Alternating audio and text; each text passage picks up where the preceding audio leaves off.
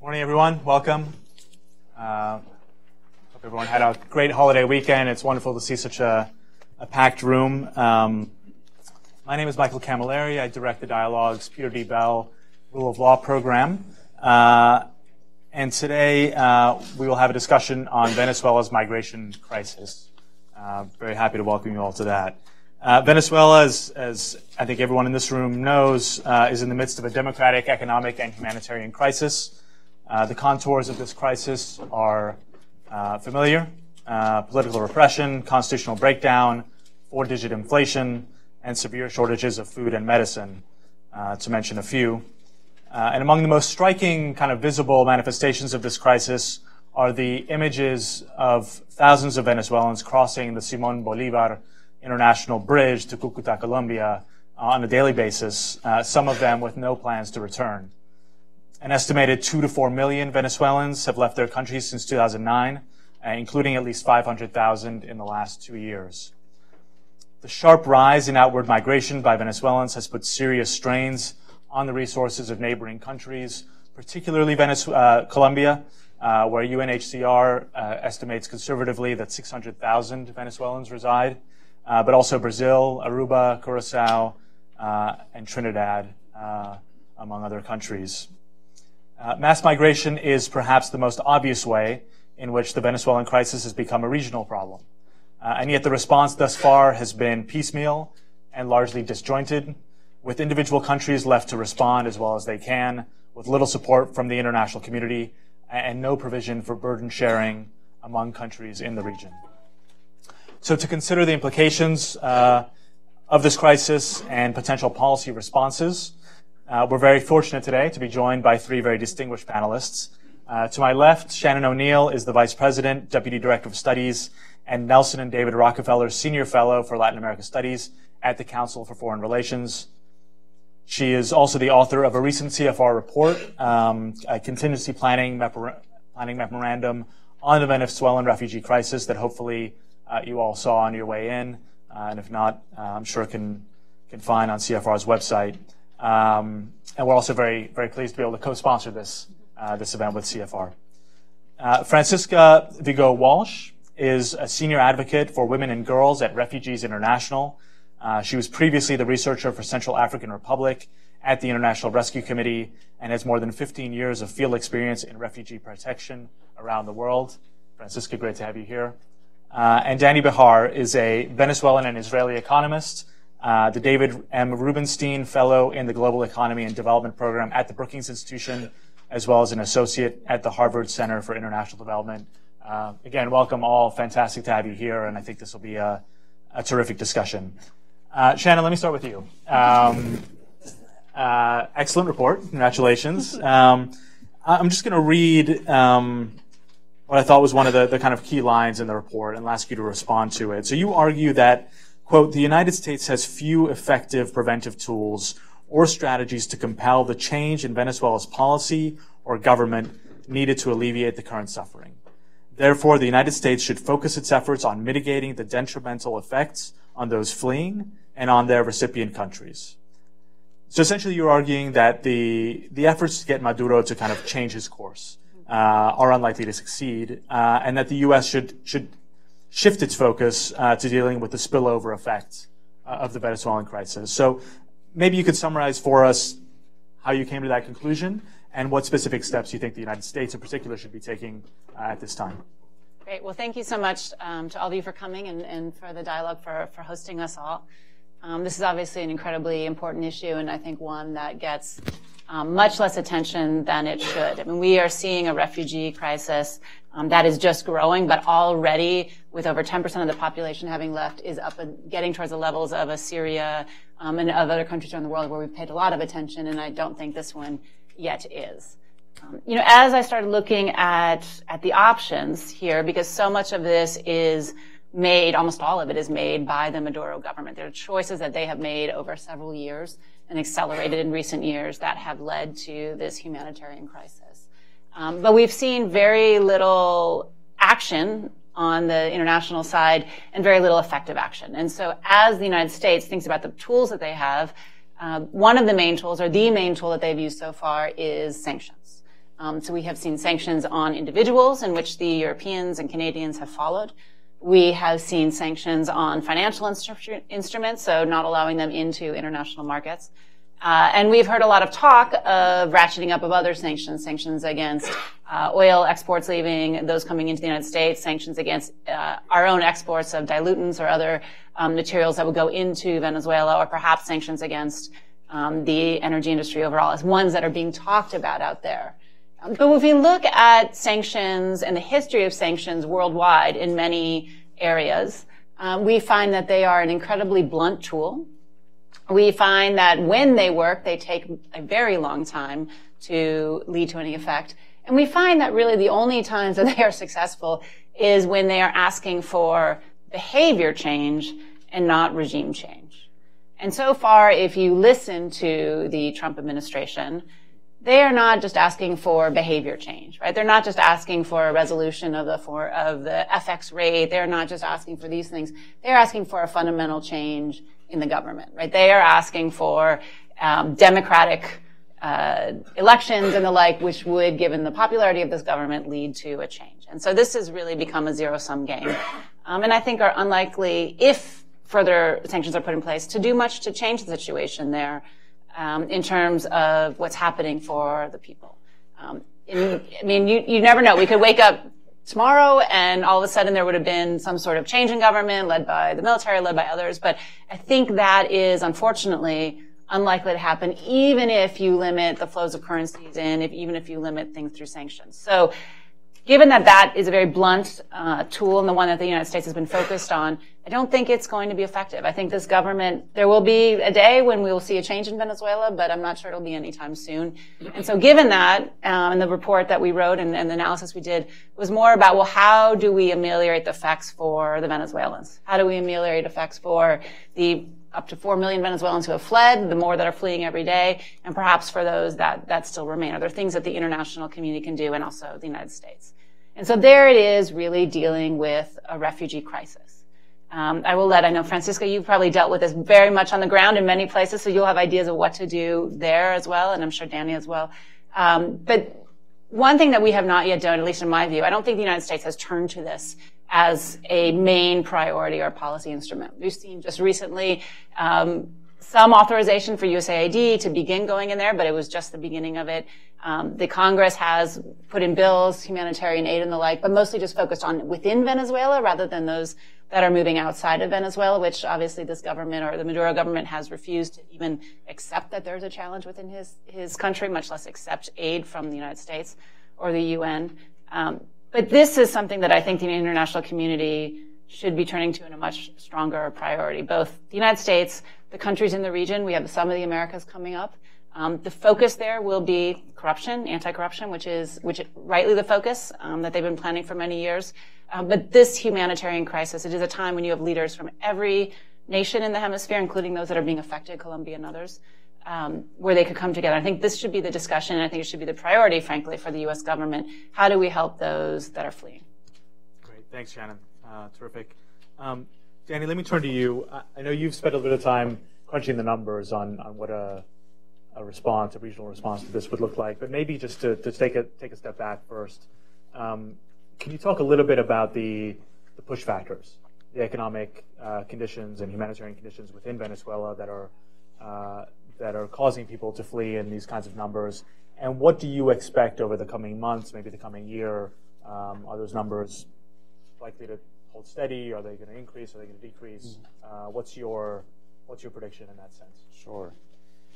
Thanks for having me and for us to discuss this super important topic.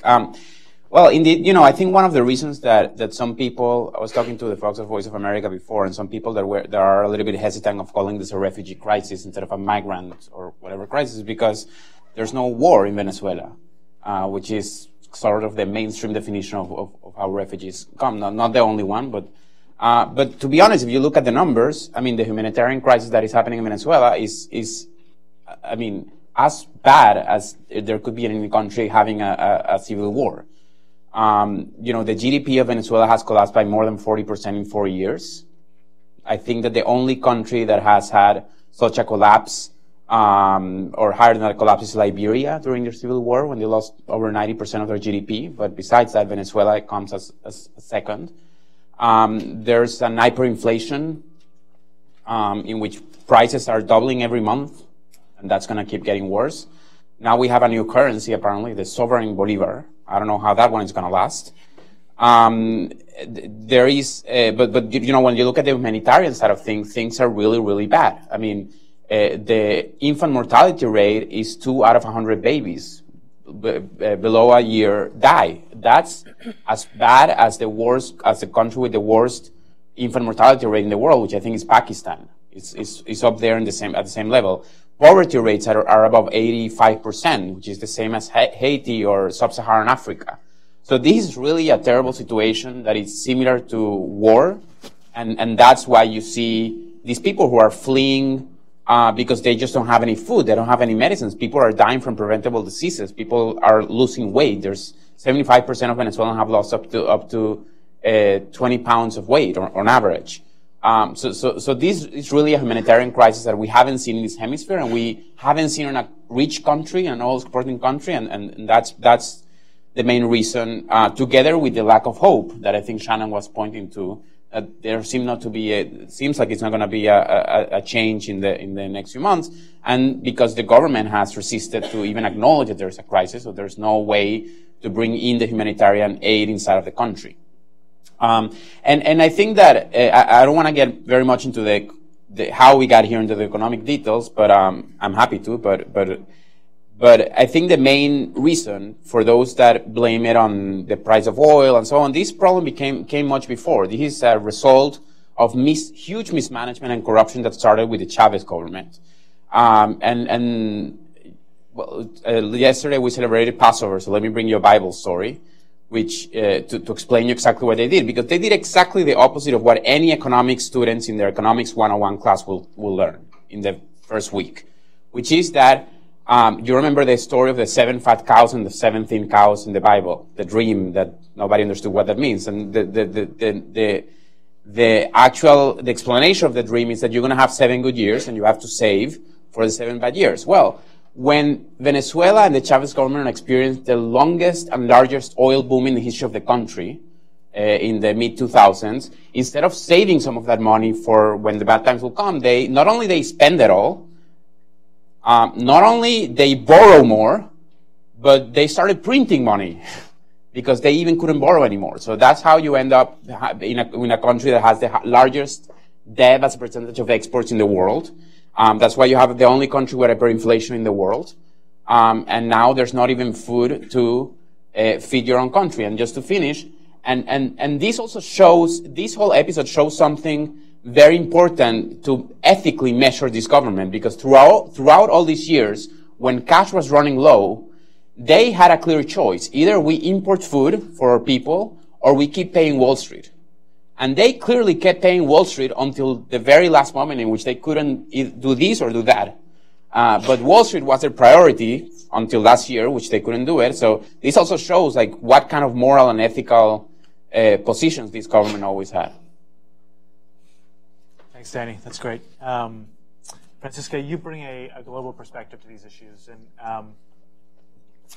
and Shannon already mentioned the Syria refugee crisis. 5.6 million Syrians, I think, have fled their country. 1 million in 2015 alone. We all, I think, remember the images of that summer.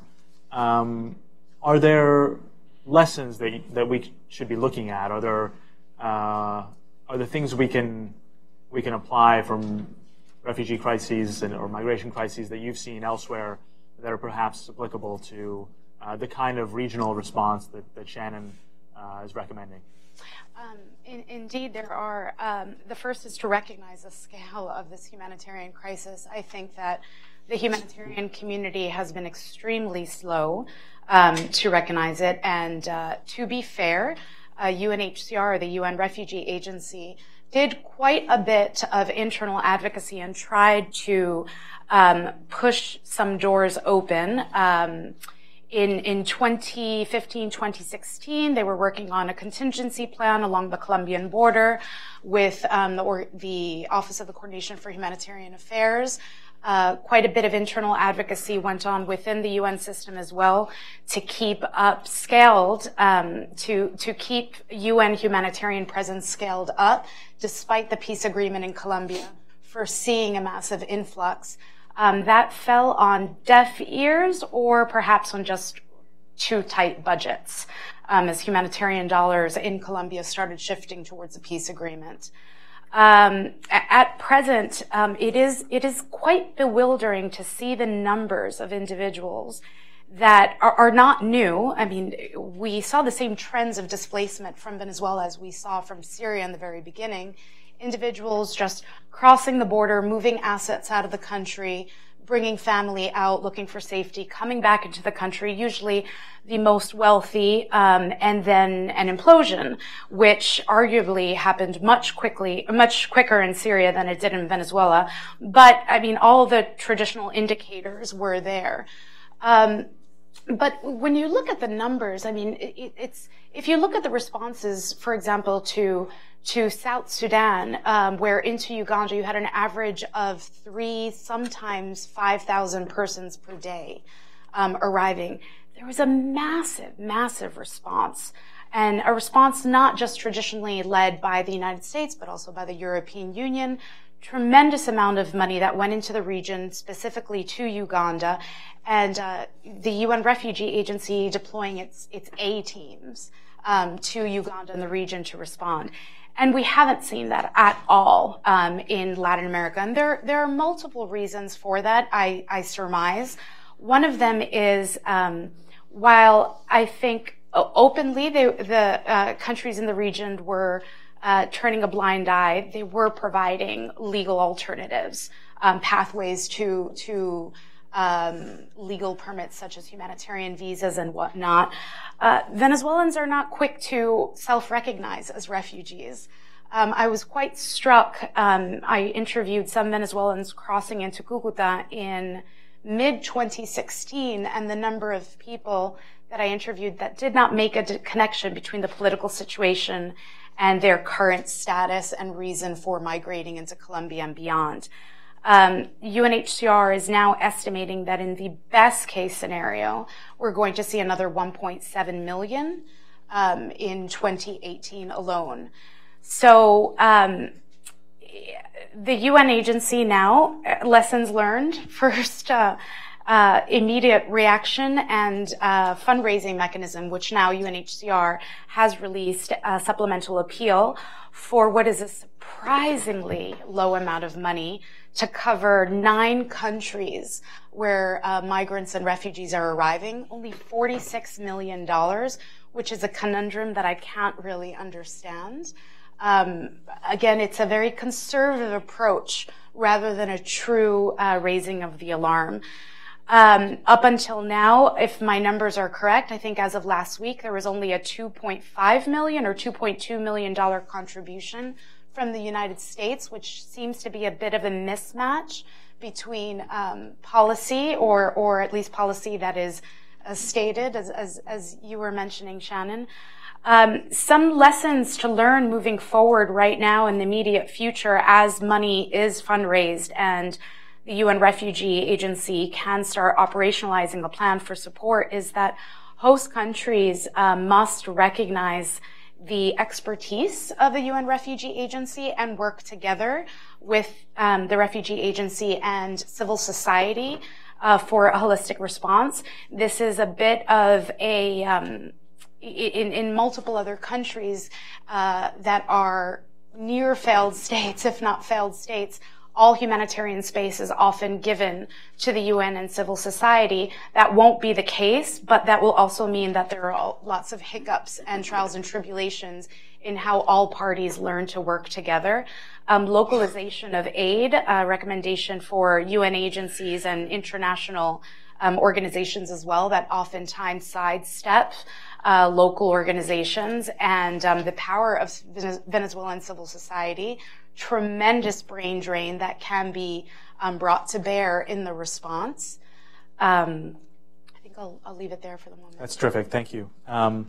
Shannon, it's interesting, both you and Francisca started by talking about the need to recognize the problem as a first step to being able to address it. What do you think is the reason that hasn't happened so far? And in terms of some of the more ambitious things that you propose in the report, like a burden-sharing agreement among countries in the region, what is it going to take, as somebody who thinks a lot about kind of the politics of the region and the role that the United States plays and the OAS and the UN might be able to play, what is it going to take for that kind of difficult political agreement to be feasible? I think one of the challenges, and unlike some of the other cases that we brought up here, is so far the UN is moving forward a bit. They have this report. They're asking for almost $50 million, which is not a lot given the extent. But they're still, if you read that report, they're still calling it the Venezuelan situation, right? That's their terminology, because they don't want to yet formally declare that these are refugees and then they have protections and rights and the like. And so, to me, that comes down to a lot of internal UN politics, and you have two countries on the Security Council who are not interested at all in Venezuela being declared a country for whom there are official refugees leaving, right? We have both China and Russia on the Security Council who have a quite strong veto. China is, by all accounts, the biggest single creditor to the Venezuelan government. It's pretty opaque how much the government owes them, but anywhere between $10 and $20 billion in various credit lines and the like that are out there. And then Russia also, I think, is quite enjoying both the cheap assets that they are getting for providing money, that Rosneft is getting the different oil fields and the like, so they're getting fire sale prices on what someday, again, will be pretty rich finds. As well as the geopolitical dimension here, where they can sort of poke at the United States and others within the region, given this alliance with Venezuela. So I think there's a challenge within the UN with these geopolitics and rivals to the United States on the world stage. Some of this is playing out in terms of Venezuela. I also, not to be super pessimistic up here, but as we're playing this out, I worry that a lot of the champions in the region, vis-a-vis Venezuelans standing up and condemning Venezuela, have exited or are exiting the overall political sphere. So we have seen, for other reasons, the former president of Peru leave, PPK, who was a very strong, adamant voice in condemning what was going on next door in Venezuela, had the Lima group, which is a group of 12 plus countries that came together when the OAS was not able to officially condemn Venezuela. The Lima group came forward and based in Lima, and I think Peru was a very vocal leader there. We are seeing elections in many other countries, which will also change leadership. Many leaders who have been very vocal. So Mexico, who's also been one of the leaders in condemning Venezuela and what's going on there. We're going to see a change of leadership coming in, and some of the options in the mix, I think, would be much less vocal in condemning what's happening in the country of Venezuela. And then, Colombia and Brazil and others today are so focused on their own elections, and rightfully so. These are big changes that are happening in their countries that I don't think they have a lot of bandwidth for foreign policy, which in any country, including the United States, is never the lead issue in terms of what voters care about when you're coming up to elections. So I do think, as we've talked about here, it has to be a regional, has to be a global response. There just aren't enough resources in Colombia or in other places to deal with the challenge, and particularly if it accelerates, which the current situation suggests it will, and even in other scenarios out there, which we could talk about the food supply lessening even from where it is today, or being used increasingly in political ways in terms of who gets food. You could imagine, given the broken health system, any kind of epidemic, you're seeing the return of diseases that were eradicated in Venezuela, those returned. Or if you started seeing more politically oriented violence, we don't yet see a civil war there, but there are scenarios where one could imagine that happening, given that there's no democratic outlets left for those that are not supportive of this regime. And so one could imagine this accelerating more, but I do worry that the avenues that are often used, whether the UN, given those veto points, or leadership in the region, we will see if there's others who will step up, whether it is the new Chilean government, perhaps the Argentine government, others. But how do you bring together that coalition that so far has been fairly strong, actually, of the leading and the largest economies and countries in the region condemning what's going on there? Right. Danny, on the economic side, we heard the UN is budgeting around $50 million for this. You've done some calculations suggesting that the cost per year of responding to this migration crisis are between $2.8 and $5.2 billion a year. So can you walk us through how you got to those numbers, and how do we begin to bridge the gap between 50 million and billions and billions, if that's the case? Well, after listening the prediction of 1.7, so my numbers are underestimations now. Well, it was simple. I thought, what actually cost it for countries like Germany, Turkey, and Jordan to host for 1 year a refugee, giving them basic food and a roof and basic health treatment if necessary. Turns out that the cost ranges from $3,000, $5,000, $10,000 per person. Of course, Germany is the highest. When you adjust that by the cost of living in Colombia or South America, you end up with having like $2,500 at least per person. On average, it's going to be something between $3,000, $4,000. So if you think of 1 million people fleeing, that gives you a number of $3,000 million or $3 billion. So, but just to have a little bit of context too, I mean, I do have some numbers that in 2017, Jordan invested about $1.7 billion to host 650,000 refugees in their camps. So so ballpark, it seems like it's a reasonable number. Of course, it's not a perfect number. It needs more. It's based on some assumptions, but the fact of the matter is that these $2.5 million that were put on the table by the U.S. is a great start, but it's really not going to be able to cover the very basic needs. And I think that part of the reason that we're still not talking about these large figures, I'm not a lawyer, but I think it's because the world hasn't come together to recognize this as a refugee crisis yet. And I did find one document that I think is crucial, which is the Cartagena Declaration of 1984, in which they actually expand the declaration, the definition of a refugee to cases where, let me read not textually, but to people fleeing a country because their security, their life, or their freedoms have been threatened by generalized violence, by foreign aggression, by internal conflicts, and by a massive violation of human rights. So, again, I'm not a lawyer, but this seems straightforward as a way to define Venezuelans as refugees. And by the way, both Colombia and Venezuela, ironically, have signed into this declaration. So let me ask Francisca about that, if I could. The Cartagena Declaration wouldn't cover economic migrants, but would cover a lot of other situations that seem applicable in the case of Venezuela. Colombia has, as a major kind of receptor country, has signed the Cartagena Declaration. A lot of other countries in South America have not at this point. Does this matter? I mean, is it important that we have a definition of refugees that covers most of the people or all the people leaving Venezuela? And should part of the agenda be trying to get the other countries in South America where Venezuelans are landing to sign on to this declaration in a way that would then cover them under this definition? Indeed, and yet there's a very strong refugee regime in Latin America, even with those countries not having signed on. They're subsequent to the Cartagena Declaration. There was a Brazil Plan of Action, which even further expands the refugee definition. And interestingly, about a year ago, I recall hearing, or perhaps less, an important quote from the senior UNHCR official that had it not been for the existing protection regime in Latin America, we would be seeing a crisis that looked like South Sudan in the region.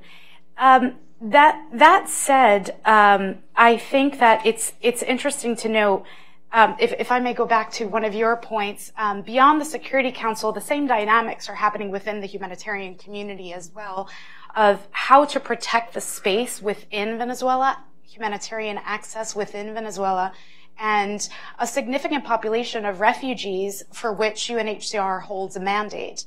So there are practical reasons, although not everyone may agree with them, as to why there is some reticence to declaring this a humanitarian crisis rather than the Venezuela situation, particularly looking at also the humanitarian system and refugee response in Ecuador, will that space close as there is a change, if there is a change of power, and the political winds shift in Ecuador? One of the issues here, despite the Cartagena Declaration, is that none of these countries have been refugee receptor countries. The refugee receptor country was Venezuela. And everyone is trying to catch up, I think, with the legal system, and they're not doing so in a coordinated approach. And frankly, they're wading in uncharted territories.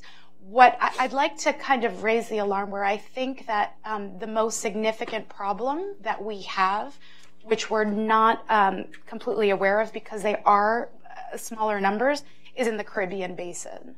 Apart from no legal framework there are just no partners, there's no capacity with whom to work. There is some desire on part of some of the countries in the Caribbean basin, but Venezuelans arriving there are in much more dire straits than in other areas of Latin America. Can I ask, when you were saying about protecting the space within Venezuela, because I've heard this too, it's for the Colombians, right, who are there. Colombians yes, and others, and others who are there, and the question about whether they would be ejected and trying to play nice with the Venezuelan government so that you don't lose your status within the UN. Yeah, and I've heard that as well as a challenge, even with the Venezuelans that they're trying to work with there. And while it's and just providing a protection monitoring presence of some sort for Venezuela proper, which I think is important. Yeah. So just to stay on Colombia for a minute. Clearly, numerically, it's the country that's been most affected by migration out of Venezuela so far.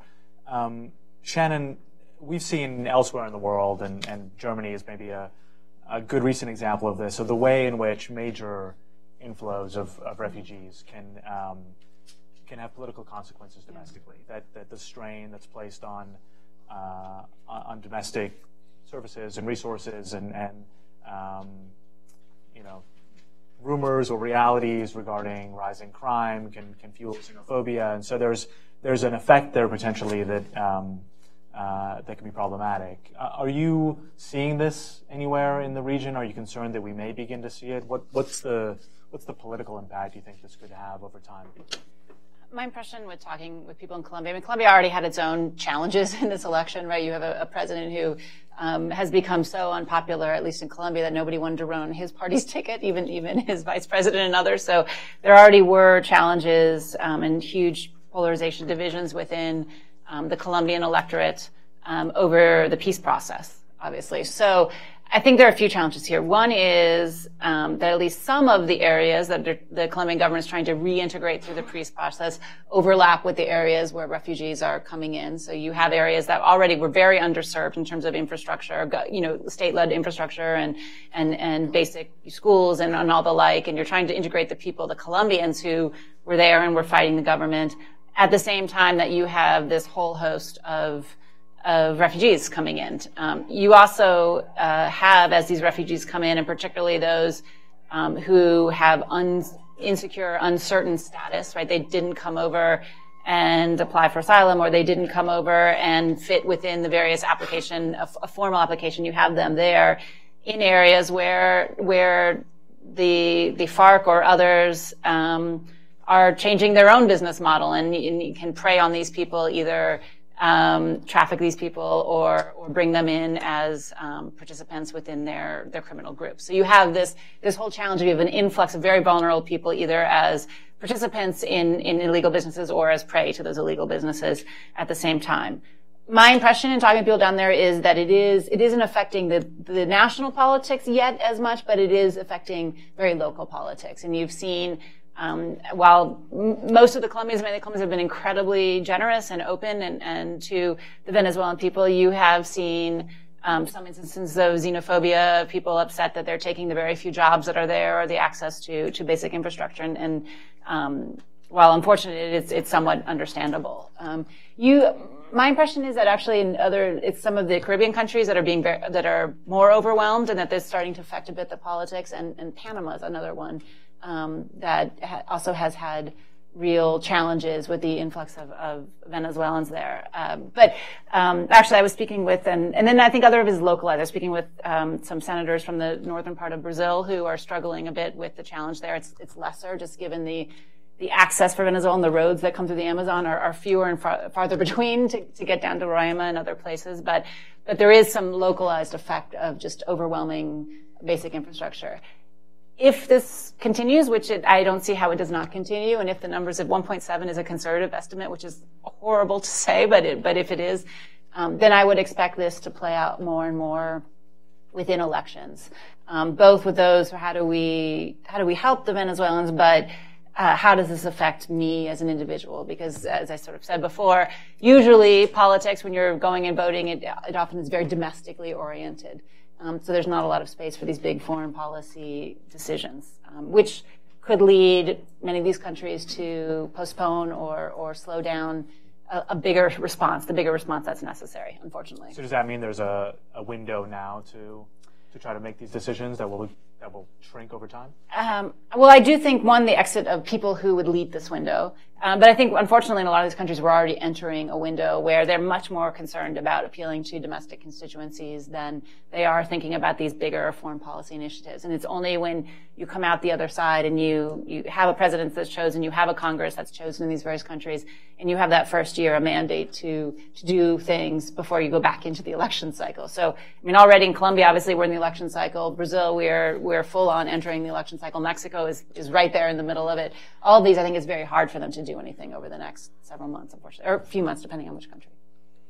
Danny, it's striking to me that we're having this conversation, and we almost take for granted that the option of providing humanitarian relief within Venezuela is not on the table. That is one of the things that, short of a wholesale change in the government's economic strategy in Venezuela that could be done to address the push factors, would be to actually provide the essential food and medicines that Venezuelans lack and that are forcing many of them to leave their country. Do you see any scenario in which President Maduro and in which the current regime would allow humanitarian assistance into the country? Sadly, no, because I think that they are using this crisis as a political tool. I'm sure. Why? Because they use their CLAP, or I don't know what CLAP stands for, but they're the little boxes with basic food that they send to millions of Venezuelans as a political tool to gain their support. Not that it's necessary, because anyway there are no free elections, but they use it as a way of exerting their populism.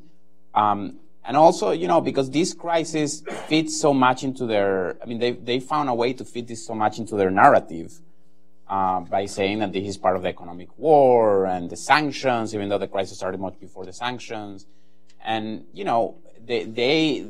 they will strongly benefit by putting on TV these ads of, children who are dying and hungry and just saying this is because of Trump and the U.S. They have the Cubans who teach them how to do this. It's a great, they have great teachers. So I think that this is such as a totalitarian strong regime that they will find anything that happening. They will use everything that happens to their favor, and they're using this also to their favor too. So I don't see why politically it will be convenient for them to let humanitarian aid in. And well, they don't. Not only they don't acknowledge that there's a humanitarian crisis, they don't even acknowledge that there is an economic crisis way before it arrived to these dimensions, and they don't even acknowledge that it has anything to do with what they do, even though they've been 20 years in power. They're still blaming everybody else besides themselves. So I don't think that it will fit into the narrative to let humanitarian aid in, and that's the saddest part of this story, that people are really fleeing, not to look for other economic opportunities. They're fleeing because if they stay, they die. They die either because they don't have enough food to eat. They die because they will get malaria and not be able to treat it. They will die because they need dialysis and they cannot get it. They will die because the crime is going to kill them in the street. There are 25,000 homicides in Venezuela every year. That's the same number as Afghanistan, if I'm not mistaken. So I don't see any reason why they will wanna do this, unfortunately. Francisco, is there any precedent for this, for a country that's not at war, but is dealing with these sorts of humanitarian indicators and yet in complete, at least public denial about it and unwilling to accept international assistance? The first part, yes. What comes to mind is El Salvador, although they are very willing to accept humanitarian assistance and security assistance. There are plenty of barriers for humanitarian access, bureaucratic impediments, but I can't think off the top of my head of a complete denial of access, such as the case of Venezuela. Are there ways to get around that? There are. There are limited options, and it really, one of the key methods is true partnership, remote partnership with the faith-based community. I think organizations such as Caritas, traditional organizations that have already been providing aid irrespective of any large-scale crisis for decades, if not more. These are key partners that international donors should look to and to build the capacity. Cross-border assistance, and there are many lessons learned from the Syria response, specifically from the Turkey side, to be taken into account. But it's funny to look at these numbers, and it's quite reminiscent of the Northern Triangle. Numbers of individuals that are fleeing and are individuals that are not articulating why they're leaving, or perhaps there is this overall narrative that it is for economic opportunities. And as the years go by, surveys, UNHCR indication surveys, demonstrate that people are expressing matters of international protection. UNHCR cannot declare someone a refugee in Latin America. It is not their responsibility, so they can only do surveys. Right now, I believe in Colombia, roughly 50%, 49%, I think it is, that have matters of international protection concerns. And roughly the same figure in Ecuador. We can assume that these numbers are well below the reality because of concerns related to political persecution as well. Shannon, you mentioned the Summit of the Americas, which takes place in less than 2 weeks. It'll be President Trump's first trip to Latin America. He'll be in Peru for the summit and then in Colombia. If you were advising the president, if you were hanging out at Mar-a-Lago and eating steak, with ketchup, what would you advise him? Clearly, this is something that he's spoken about, that he's has paid sustained attention to, which is not always the case. So it's clearly something that the administration is committed to, the situation in Venezuela, I think, to its credit. But operationally and tactically, sort of at this point, what do you think they should be trying to accomplish at the Summit of the Americas, and what do you think is feasible? Sure.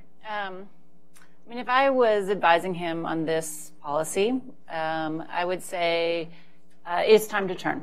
It is time to turn and to focus on the Venezuelans who are leaving the country, in addition to those that remain in the country, or in addition to the government of Venezuela, which has been to me, almost sole focus of Venezuelan policy so far.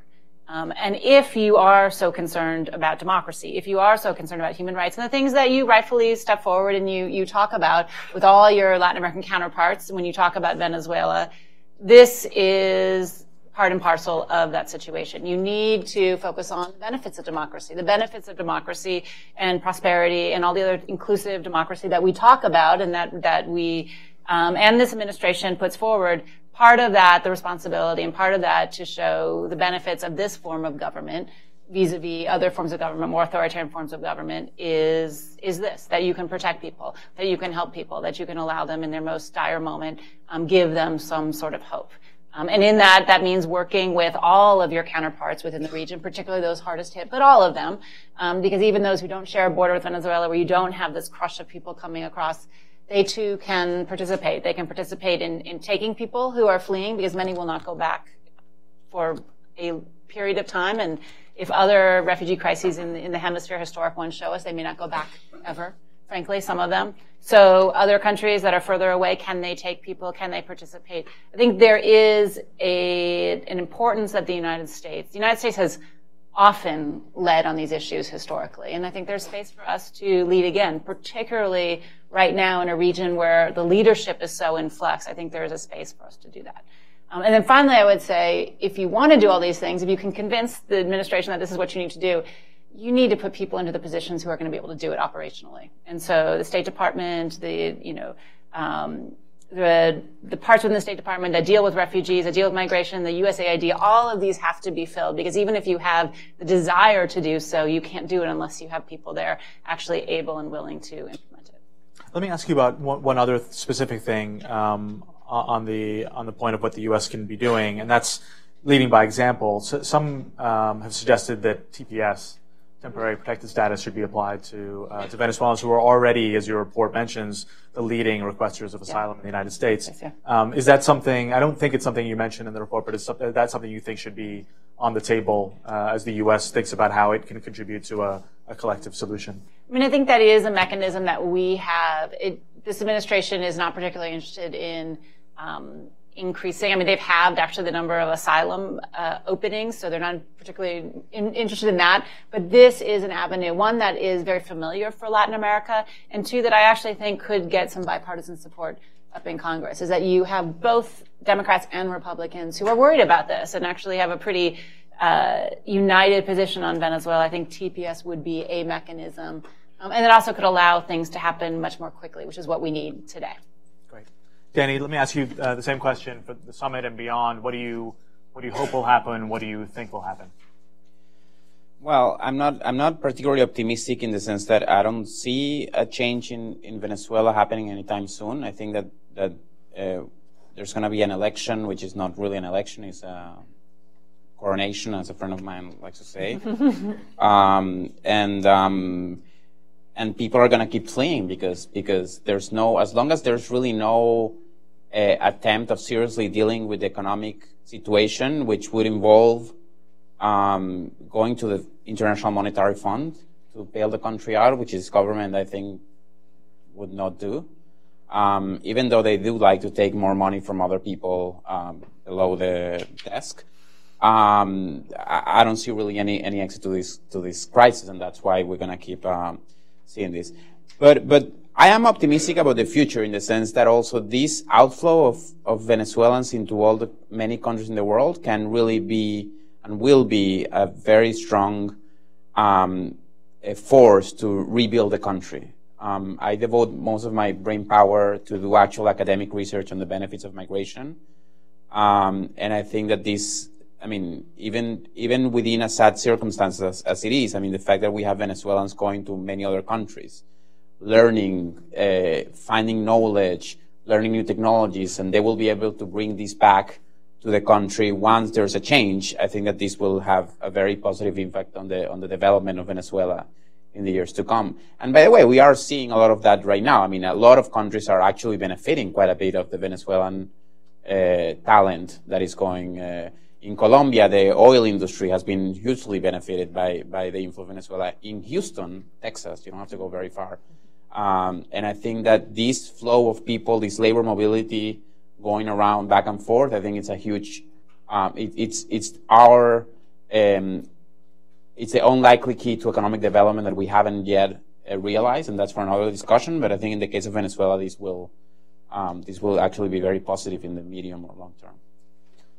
Francisca, do you anticipate that notwithstanding the kind of lukewarm or incipient response by the UN agencies, that we will see an increasing kind of collective response to the situation, or will it continue to be a case where it's up to individual countries that have these fairly comprehensive or generous protection regimes to step up on their own in a slightly discoordinated way and provide for the people who are fleeing Venezuela?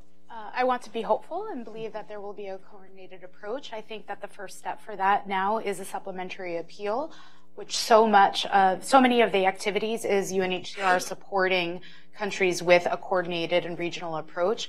I think that we're also at a very special moment in history with regards to migration and refugee movements and protection regimes with for those that are familiar with it, the Global Compact on Refugees, that stems from the New York Declaration, which all member states at the UN signed on to.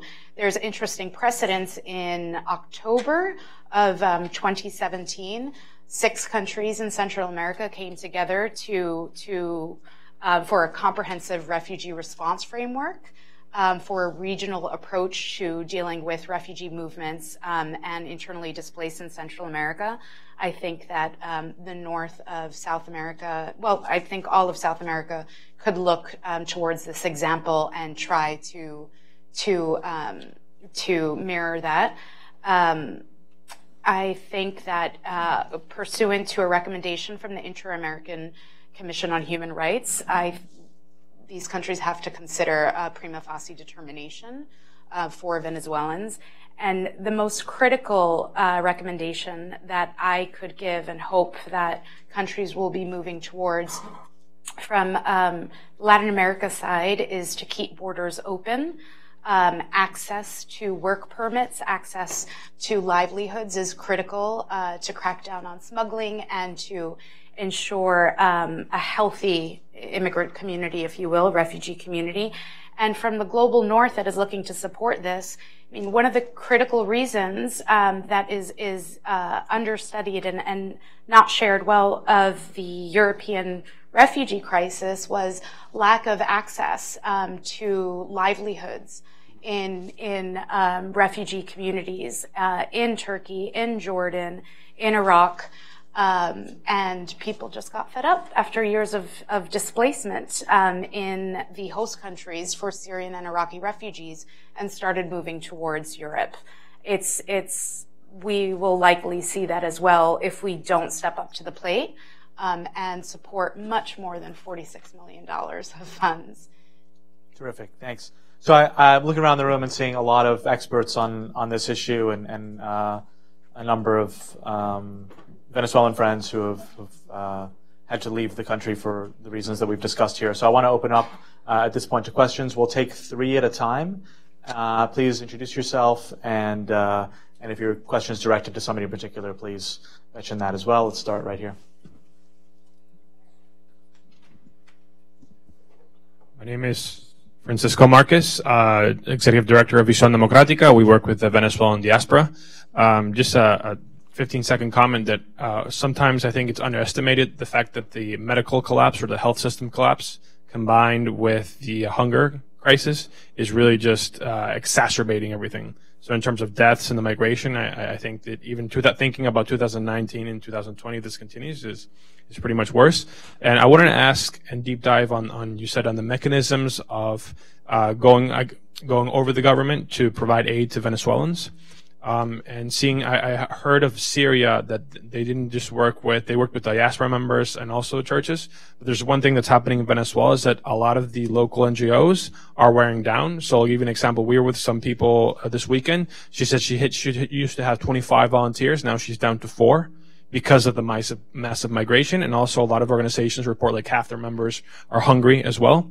So if you had any recommendations or any idea or any precedent where this has happened as well. Let's go to the back. There was a question.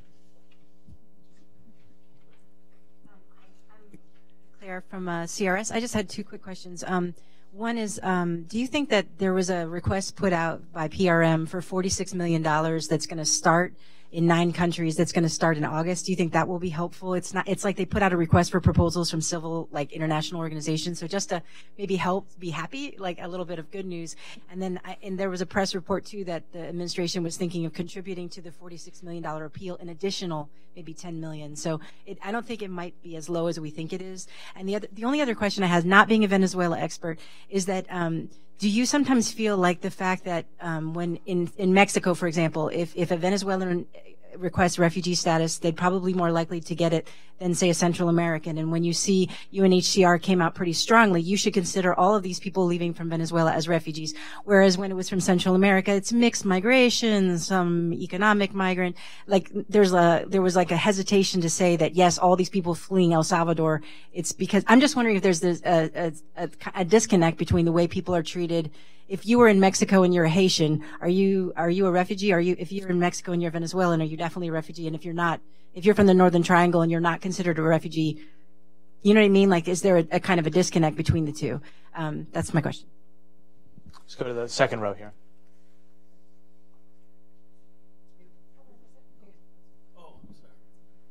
Hi, my name is Keith Battles, and I'm the Colombia Desk Officer at USAID. And my question was for you, Shannon. You said that there's bilateral support at Congress for TPS, possibly for... I meant for humanitarian aid, that there's been support on both sides for including Right. humanitarian aid. Yeah. And so when you said that, it got me to thinking about how likely is that based on this current administration and their position related to DACA, and then those individuals came in under TPS status, and how likely do you think it'll possibly be for Venezuelans who are in a similar situation? Great. Shannon. I guess I'll start with that. So, I mean, as we know, this administration has rescinded the TPS for many, up to almost 200,000 El Salvadorians, for many Haitians and the like, and at least the way it was framed is that it wasn't TPS, it wasn't temporary protected status, that these people have been here for almost a couple of decades, which leads to, they're not quite DACA, but they're sort of in that category of people who have really only known the United States in their adult lives or in most of their lives, and what are you sending them back to, and really which is their country, which is a bigger existential question, which yesterday the president's tweets decided that he wants to throw it all out, so let's, but I do think that there is perhaps bipartisan space among some on the Hill for a true temporary protected status.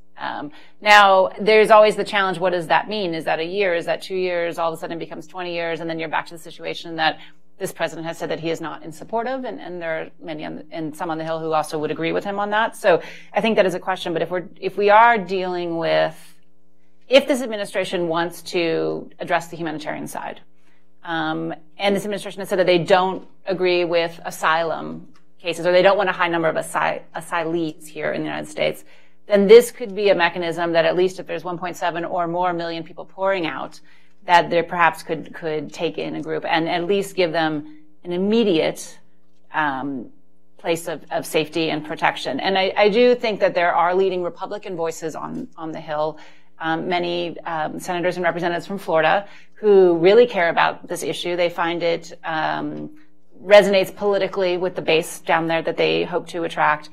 So perhaps there is this space. I mean, I'm not saying that, all of these things are quite complicated and can be upset with the winds that seem to change day in and day out, but I think there's some space there. And Claire, those numbers are great. I hope that is all true, that we actually are stepping into this place. And yeah.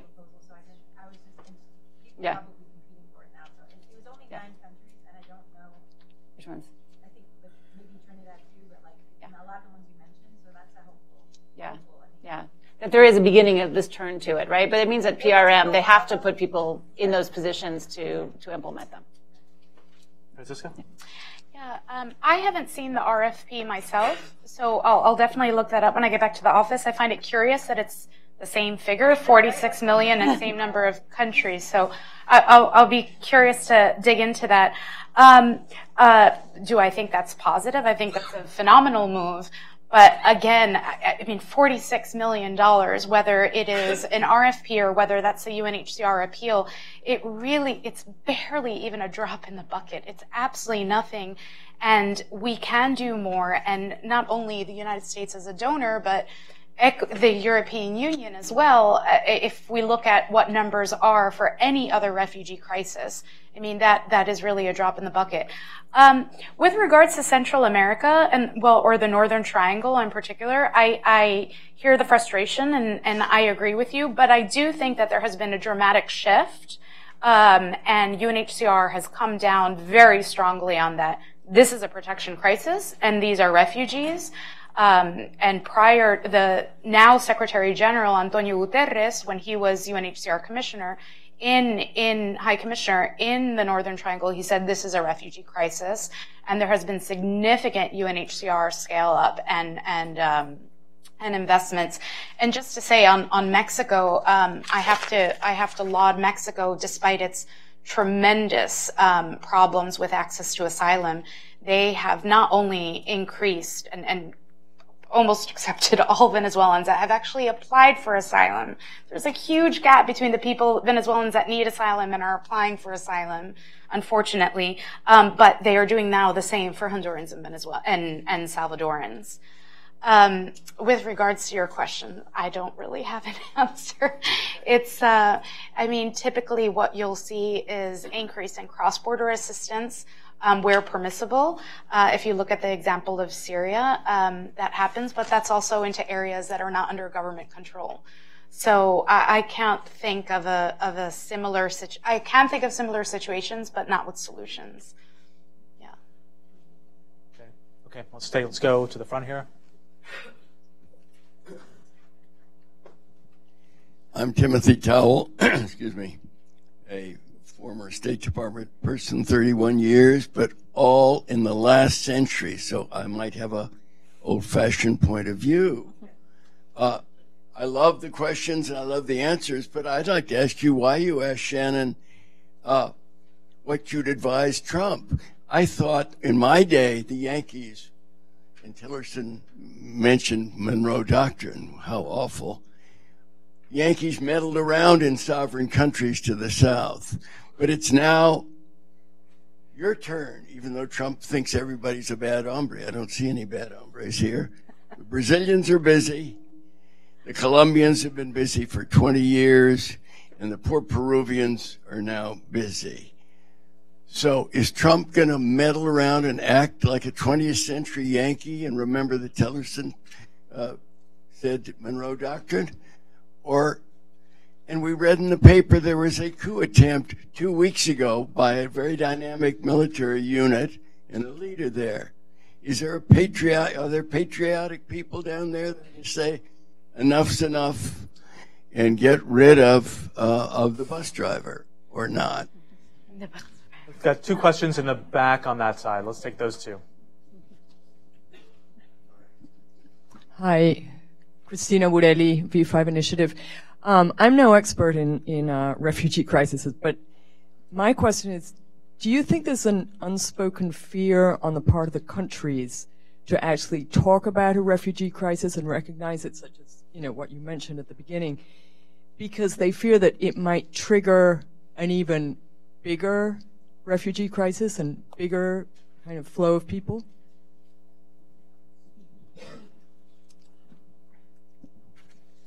Hi, Annalise Kostrenzic. I'm with the State Department's Bureau of Democracy, Human Rights, and Labor.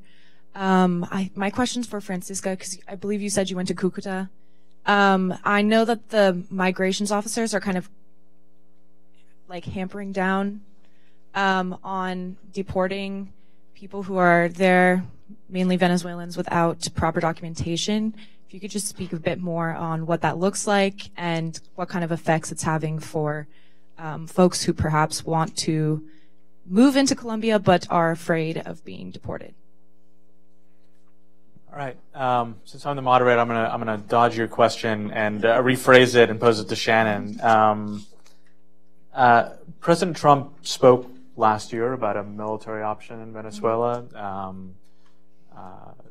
Secretary Tillerson, in a kind of loose way, suggested that maybe it's time for military officers of Venezuela to step in, something that Senator Rubio then kind of reiterated.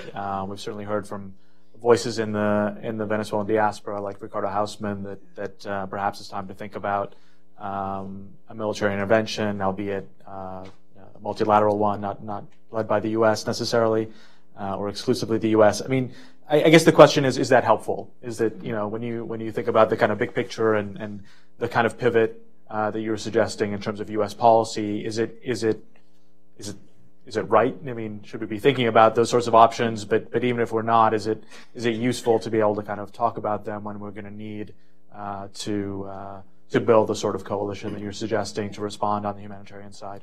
Good question. Yeah. So, like Danny, I thought a bit about this question, right? Of what would a military intervention look like? And if you run sort of back of the envelope sort of numbers, Venezuela is a country with a population that's not quite Iraq's population. It has a size twice as big as Iraq.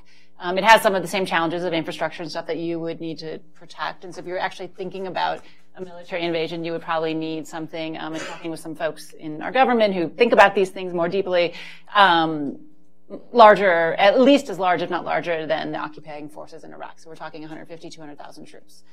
Now, that could be a multi-country coalition if that was something to come together. But you start thinking about the scale and the amount of resources and where the United States and others have troops in other places around the world, and it seems almost impossible if you were going to do that. And yes, you could talk about, well, there would just be a very limited strike or something like that. But once you get in there, once you break it, you bought it. And so you have to think about at least planning for this much larger thing, which seems to me a bit out of the realm of possibility for the U.S. government at this point, but really any government. So it's hard to imagine that a military option is a real option.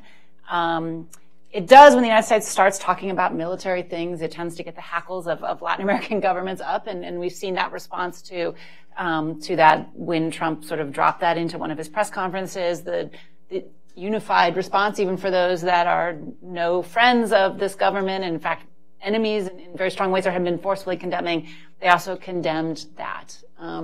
We have seen that polls that are conducted within Venezuela, that even among those, the opposition who is against this government, a small plurality is against the sanctions. So one could imagine how they might feel about a military intervention. Now, all of that said, it seems to me that this probably is not a path that anybody would take, nor would it end well. All of that said, and just to comment briefly on your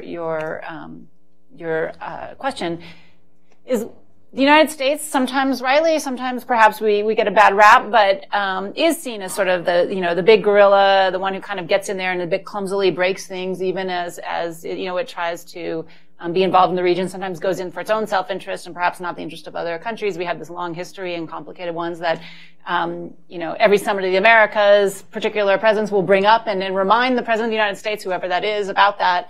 But we have also seen time and time again, when regional things need to get done, when there's a regional crisis, that countries turn to the United States to lead that, even as sometimes they do it grudgingly. And what always reminds me of this is back during the Honduran coup in 2009, Chavez himself came to the United States and said, please do something. We've got this guy holed up in the Brazilian embassy. We need a leader. Can you guys galvanize the forces? Chavez himself. Okay, so I hear the criticism, and I think it would be great if it's time for Latin America, for the big countries there, for Brazil and others to step forward and address the crisis, this mounting humanitarian crisis. But it's hard for me to imagine that happens without the United States at least being a participant, if not a leader, a galvanizing force.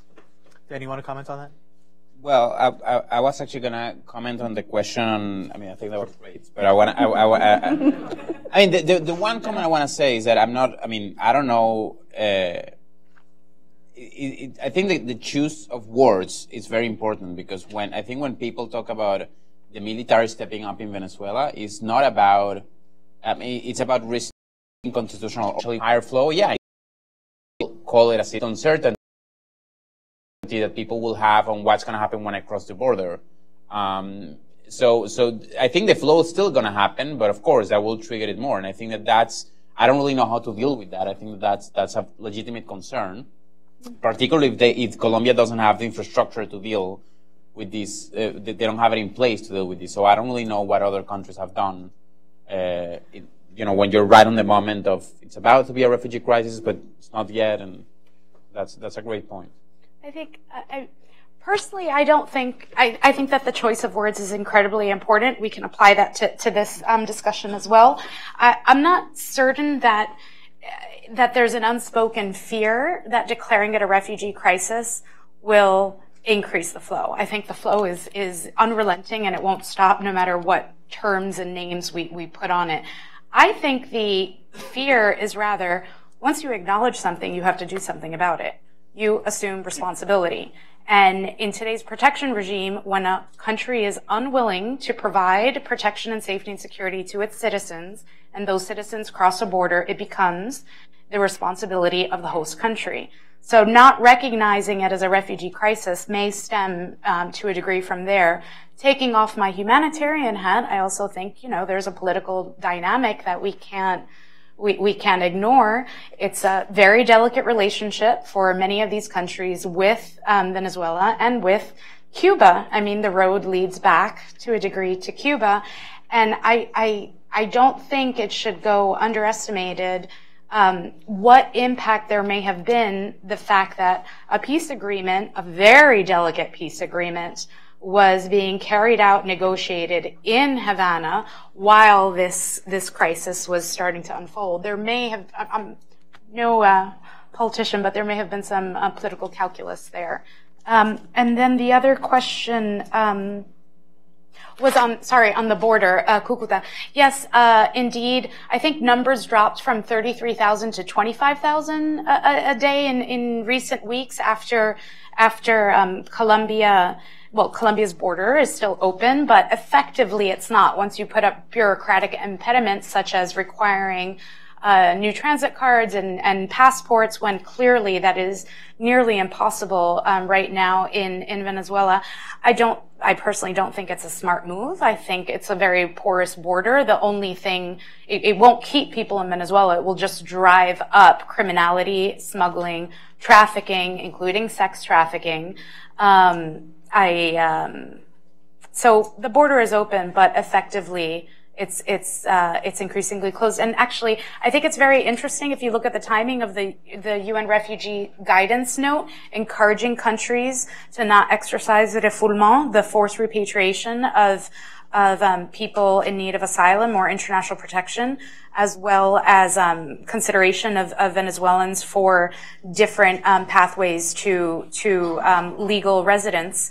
It came shortly after Colombia kind of clamped down at the border, and I think there may be a connection there. Let's do one last round of questions. Start with Francisco there in the back, and then we'll come here in the front. My name is Francisco Quintana. I work for the Center for Justice and International Law, a human rights organization, and we are very active with the implementation of the Plan of Action of Brazil. So my question is about the role of civil society because of the geopolitical scenario, the elections. We think that it's crucial that civil society gets more engaged, and we are doing this we requested a hearing before the Inter-American Commission with 30 organizations around the hemisphere. So the question for Francisca is, how much is civil society engaged outside our region with the exodus of Venezuela? For example, the annual consultations of the UNHCR, in the last couple of years, there has not been any event on this issue. So we are thinking about doing an event. So how much is civil society in Europe or the advocacy in Europe around the exodus being done? Let's just take, I think we had two questions in the front row here. Michael, thank you very much. I'm Christian Vargas. I'm the Deputy Chief of Mission of the Brazilian Embassy. I thank you all, Shannon and Francisca and Danny, for your interest. Your inputs are very important for the governments and always useful to make us think and rethink things. But let me tell a little bit about the situation in Brazil. I think it's of the interest of people who are here. Since 2015, we have indeed received 40,000 Venezuelans who applied for temporary residence in Brazil, and they are allowed for that because they have a status which is equivalent to the agreement on temporary residency that we have on Mercosur. And then for that reason, I mean, the number of refugees itself, or people who ask for refugee status, is very low compared to the other ones. And since 2017, the Brazilian government has put up a coordinated effort within the government to respond to the situation. We are working together with the UN agencies. You have mentioned the UN Agency for Refugees. We are working with them closely. We are working with civil society, NGOs, the church. Everybody is involved and very transparent. And local governments are very much involved in that, in Roraima and Amazonas. As a first response, we allocated $60 million, $70 million to our Ministry of Defense, which is in charge of the logistical coordination of the operation in these regions. And as you're probably aware, I'm sure Francisca is, Brazil has passed last year a very modern, open legislation on immigration, and which provides for the reception, integration, social and economic inclusion of migrants. And this made me think of what you said, that the crisis in other places that you mentioned, they had much to do with the lack of access and the importance of keeping the border open and to having a good welcoming policy. And maybe this is why we are not living this exactly as a refugee crisis, maybe in Brazil, and you were talking about the difficulty of calling it a refugee, because we're not feeling as a refugee crisis, because we have a policy which is of welcoming and integrating these people to. These are neighbor country. These people are coming and having a temporary resident status right away. And what we are having is the challenge, the logistical challenge of receiving the people, giving them access to essential services, and internalizing these Venezuelan citizens in the country, not leaving them in this centers or whatever. And then this is what we are doing. We are already starting this internalization of Venezuelans who want to stay in Brazil and live in Brazil and adapt into to Brazilian society. And this is pretty much what we are doing. I don't have exactly a question, but I would like to reassure it, because I'm being part of it, that there's a lot of coordination, discussion, and Venezuela is on the agenda of any regional meeting that we have for the last 3-4 years. And the last couple of years, we have been having a very strong coordination within OAS. There's a lot of discussion on Venezuela in the Grupo de Lima, as you mentioned, and bilaterally in different formats that are less public. But we've been discussing, and especially the humanitarian aspect. So we're concerned with that. We are looking for. We've been sharing a lot of information with our neighbors. And we are looking for collective responses to that as well. So this is what I can assure you, and thank you for your interest again. Right. Thanks. Let's go. My question. Oh, excuse me. I'm Kathy Healy. My question is about competition for refugee status from Northern Triangle countries, particularly with potentially DACA. People being sent back, and with the temporary asylum people being sent back, creates even more people in El Salvador, Honduras, etc., that want to leave. Are they being welcomed? Is this considered competitive for limited refugee dollars with the Venezuelans? Right. Let's start with Danny. Any responses or final comments, and we'll have to make this our final round, I'm afraid. Yeah, no, quickly. I mean, I think you're right, and I think we didn't really emphasize that the Brazilian government has had an exemplary role in opening their arms and really helping people in the border, and I thank you for that. And I think it's very commendable. And it's a good example for the rest of the region. And I think that particular point in which you're saying that is not only to receive them, but also making sure that they're integrated, they have access to the labor force. I mean, not only is the right thing to do, but it's also highly beneficial for the receiving country, for Venezuela in the medium long term. So I think that's a great example, and I just wanted to thank you for that. Yes, and I would just add on to that, plus the humanitarian visa regime for Syrian refugees, which Brazil has facilitated. With regards to advocacy, I would just say that there is no diaspora that doesn't have the same issue accessing UN processes and having their voice heard. Civil society is very vociferous, but it does not always arrive at the doorstep of UNHCR. I personally haven't seen a lot of engagement from Venezuelan civil society at any of the typical annual consultations or anything to that effect, but I've attributed it to that it is still in formation, at least civil society in the diaspora. But perhaps I'm wrong. I don't know. But that does remind me that I think it's interesting that the advocacy community in New York, in Washington, Brussels, Geneva, and London, which are kind of the main advocacy hubs, there has been very little movement from the advocacy community on Venezuela for years. And I don't know if it's just a matter of bandwidth in terms of the competing crises, but there has been very little push on Venezuela. And I'm not sure if the question was for whom, the Northern Triangle question? Yes, the Northern Triangle question. You know, it seems to me that potentially there's even more outflow from those areas with the U.S. potentially sending more people back and sending more people back. Does that put them in competition with the Venezuelan refugees? I personally, I don't think so. At least in terms of how Mexico is processing now, part of Mexico being a major destination country now, no longer transit, but destination, for people from the Northern Triangle looking for protection. It isn't having a negative impact at this point in time. I don't know how that will change in the future. Where it inevitably will have an impact is just the finite resources, humanitarian dollars. With each additional crisis, there's more of a burden that needs to be shared. Shannon. And I guess I would just say, in closing here, and a bit commenting on both of your sides, is what I find quite worrisome is the United States right now, I think, is closing off in many ways, right? We've seen it on the trade side, on markets. We're seeing it on the personal side. We're rescinding TPS for many people.